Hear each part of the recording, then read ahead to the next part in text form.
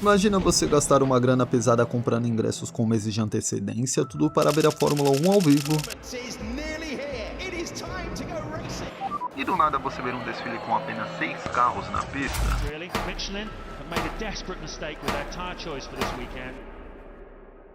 E é por isso que o que você vai ver agora não é só a história de uma corrida. É a história de como a Fórmula 1 protagonizou o maior vexame de todos os tempos. O meu Sérgio, grande abraço também ao assinante Sport TV, que está no momento vendo as cenas do que é a maior crise da Fórmula 1 nos últimos anos. A temporada de 2005 da Fórmula 1 ficou marcada pela guerra entre as fornecedoras de pneus. A Michelin dominava o grid fornecendo pneus para a Renault, McLaren, Williams, Toyota, Bar, Red Bull e a Sauber, enquanto a Bridgestone sustentava apenas a Ferrari, a Jordan e a Minardi. Entretanto, aqui está o detalhe que muda tudo, porque não eram apenas pneus diferentes, eram mundos diferentes. A Michelin apostava em desempenho máximo e seus pneus eram rápidos, agressivos, feitos para extrair o limite do carro, e isso estava funcionando porque as equipes como a Renault com Fernando Alonso e a McLaren com Kimi Raikkonen simplesmente voavam nas pistas. Mas do outro lado, piloto, a Ferrari, que era dominante nos anos anteriores com Michael Schumacher, via seu império desmoronar porque os pneus Bridgestone não acompanhavam o ritmo.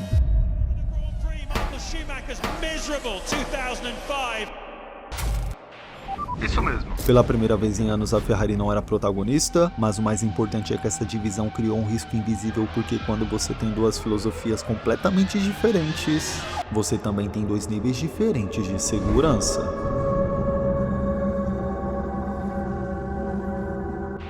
Mas piloto, o que realmente transformou tudo em um desastre foi uma única decisão.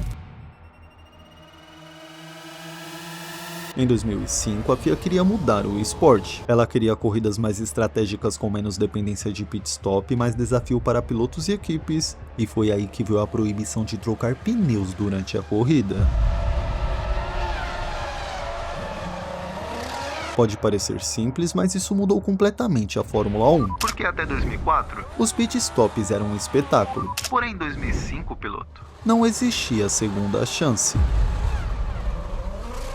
O mesmo jogo de pneus precisavam fazer a classificação, largar, sobreviver a corrida toda, e não para por aí porque a classificação também mudou com apenas uma volta lançada. Ou seja, isso criava uma bomba relógio invisível porque as equipes precisavam escolher entre desempenho ou segurança. E na Fórmula 1, meu querido, todo mundo escolhe desempenho.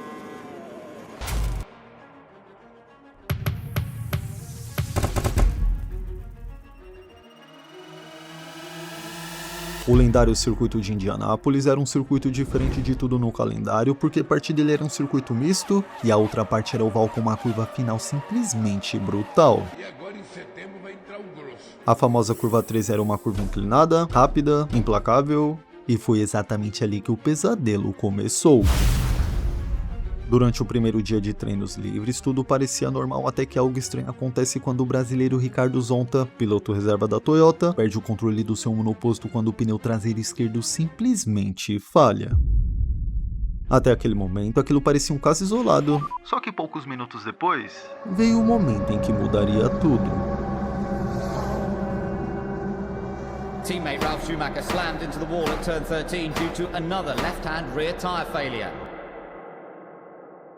Por incrível que pareça, o mais assustador não foi o acidente, e sim o que veio depois. Sabe por quê, piloto? Porque após a equipe analisar os dados, os sensores não mostraram nenhum alerta. Ou seja, piloto, os pneus simplesmente falharam. Mesmo assim, no começo a Michelin não entra em pânico porque ela acreditava que poderia ser um caso isolado, mas o sábado provaria que não.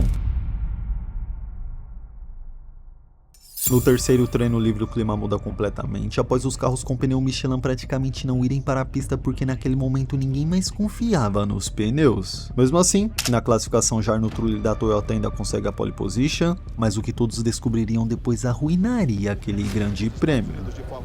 O que vai acontecer? É a pergunta que está no ar. Nós voltamos na sequência contando todo este imbróglio que vive a Fórmula 1 na crise dos pneus e numa das maiores crises da história contemporânea da principal categoria do automobilismo mundial.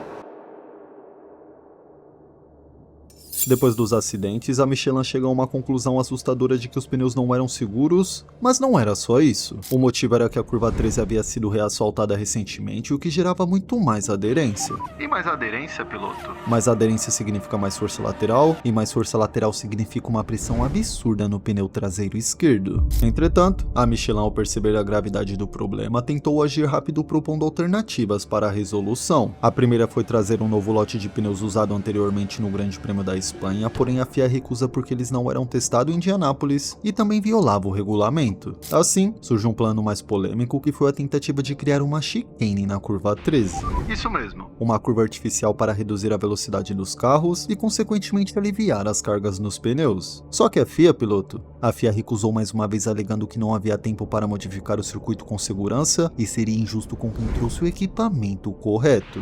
E depois de tudo isso, piloto? Depois de tudo que aconteceu nos bastidores, depois dos avisos, das reuniões, das decisões ignoradas, a Fórmula 1 decidiu correr mesmo assim.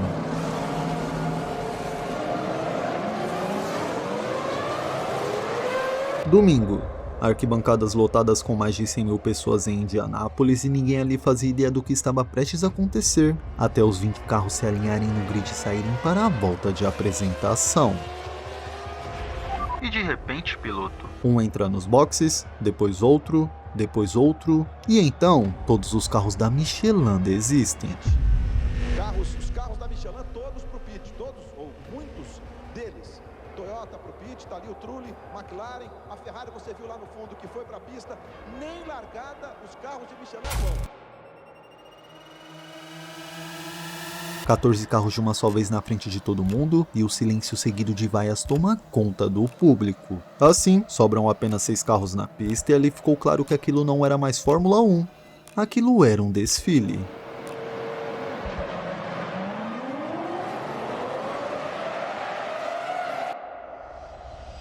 Nas arquibancadas, a reação é imediata com vaias ensurdecedoras, pessoas indo embora e até objetos sendo arremessados na pista. Era uma corrida sem corrida, e no fim Michael Schumacher cruza a linha de chegada em primeiro lugar, só que dessa vez sem aplausos, sem comemoração, sem orgulho, apenas vaias. Naquele dia a Fórmula 1 perdeu o respeito do público americano e diante de milhares de fãs o maior espetáculo do automobilismo mundial se transformou no seu maior vexame. O que aconteceu em Indianápolis não terminou na bandeirada. Na verdade, piloto, foi ali que o problema começou. Assim que a corrida acabou, o clima no paddock era de tensão total com equipes revoltadas, dirigentes pressionados e um grande público magoado. Mesmo com a Michelin assumindo a responsabilidade, a FIA reconhece que não poderiam culpá-los e então eles tentam punir as equipes. Entretanto, felizmente isso não dá certo e a FIA recua abandonando as punições.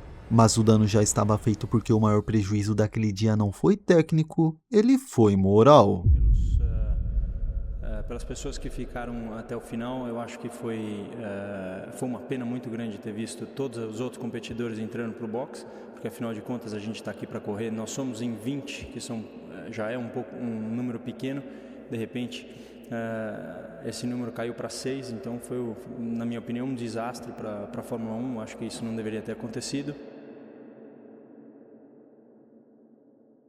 O Grande Prêmio dos Estados Unidos de 2005 virou um símbolo de tudo que a Fórmula 1 não pode ser, e as consequências vieram rápido. A Michelin, na tentativa de reparar o erro, reembolsa os fãs e distribui milhares de ingressos assumindo um prejuízo milionário, mas a confiança já tinha sido quebrada principalmente nos Estados Unidos, que era um mercado que a Fórmula 1 tentava conquistar há anos. E assim, piloto, pouco tempo depois a Michelin deixa a categoria, a Fórmula 1 adota uma fornecedora única de pneus, o próprio circuito de Indianápolis sai do calendário, e o golpe final, a Fórmula 1 só voltaria aos Estados Unidos anos depois, e em outro lugar. Mas e você, piloto? Se fosse você na arquibancada daquela corrida, qual seria a sua reação? E você conhece outra corrida que foi um vexame para a Fórmula 1 também? Comenta aí e não esquece de deixar o seu like, hypar o vídeo e se inscrever no canal, que assim você fica por dentro de todas as notícias e curiosidades sobre a Fórmula 1.